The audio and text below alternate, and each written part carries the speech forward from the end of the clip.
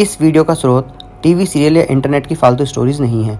यह वीडियो आधारित है महाभारत के समीक्षक संस्करण एवं 1880 में प्रकाशित केसरी मोहन गांगुली द्वारा व्यास महाभारत के अनुवाद पर, जिसके साक्ष्य मैंने वीडियो में दिए हुए हैं। दोस्तों, महाभारत में बहुत ही संवेदनशील और महत्वपूर्ण एक घटना है जिसका नाटकीय रूपांतरण टीवी सीरियल्स ने अपने अपने तरीके से दिखाया है, और सच पूछिए तो बहुत ही घटिया दिखाया है। मैं बात कर रहा हूँ इंद्रदेव और सूर्यपुत्र कर्ण की उस भेंट की, जिसमें कर्ण ने अपने कवच और कुंडल इंद्रदेव को देकर इंद्रदेव से वो शक्ति प्राप्त की थी जिससे उन्हें एक वध का वरदान मिला था। दोस्तों, बीसीओ टीवी सीरियल्स ने इस घटना को अपने अपने तरीके से दिखाया है, किंतु महर्षि व्यास ने क्या लिखा है, आइए जानते हैं एक एक घटना क्रमशः।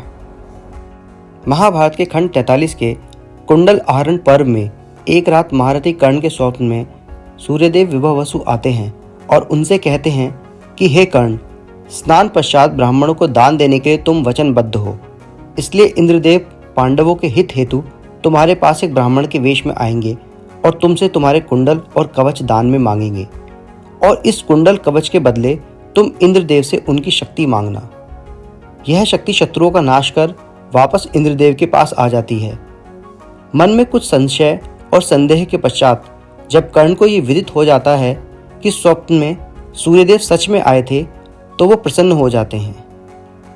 एक दिन इंद्रदेव कर्ण के सामने ब्राह्मण के वेश में आए और उन्होंने कर्ण के कुंडल और कवच दान में मांगे, तो कर्ण ने पहले उन्हें ये देने से साफ मना कर दिया।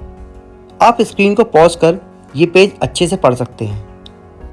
कुंडल और कवच दान देने से मना करने के पश्चात कर्ण ने ब्राह्मण वेश धरे इंद्र को अनेक प्रलोभन दिए और अंत में कहा कि मैं जानता हूं कि आप इंद्रदेव हैं, और अगर आप कुंडल और कवच लेना चाहते हैं तो मुझे उसके बदले में अपना शक्ति अस्त्र दीजिए। शक्ति अस्त्र के बिना मैं अपने कुंडल और कवच कदापि दान नहीं करूंगा।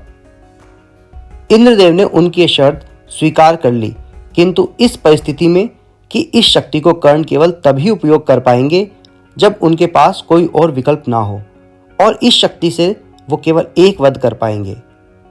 एक वध का वरदान पाकर कर्ण अत्यंत प्रसन्न थे और इंद्रदेव से कहा कि एक वध ही उनका लक्ष्य है, वो एक योद्धा ही है जो उनके भय का कारण है।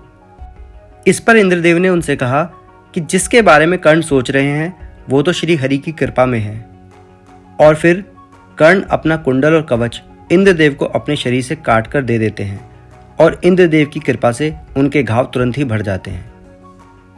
तो दोस्तों, घटना असल में एक व्यापारिक लेन देन था, जिसे टीवी सीरियल में बढ़ा चढ़ाकर महान दान की तरह दिखाया जाता है। कर्ण कुंडल और कवच के कारण सुरक्षित तो थे, किंतु अजय नहीं थे। कुंडल और कवच होने के कारण उनका वध नहीं हो सकता था, किंतु पराजय हो सकती थी, और उस काल में क्षत्रियों के लिए पराजय से बड़ा कोई अपयश नहीं था। कुंडल और कवच दान में देकर कर्ण को अंततः वो युक्ति नजर आई जिससे वो अर्जुन वध कर सकते थे, अन्यथा कुंडल और कवच तो उनके पास द्रौपदी स्वयंवर में अर्जुन से युद्ध के वक्त, दक्षिणा युद्ध में द्रुपद के विरुद्ध, और घोष यात्रा में गंधर्वों के विरुद्ध युद्ध के वक्त भी थी।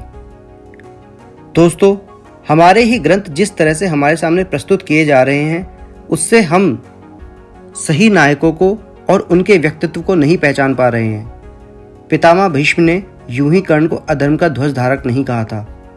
इसलिए महाभारत को टीवी से नहीं, किताबों से जानिए। धन्यवाद।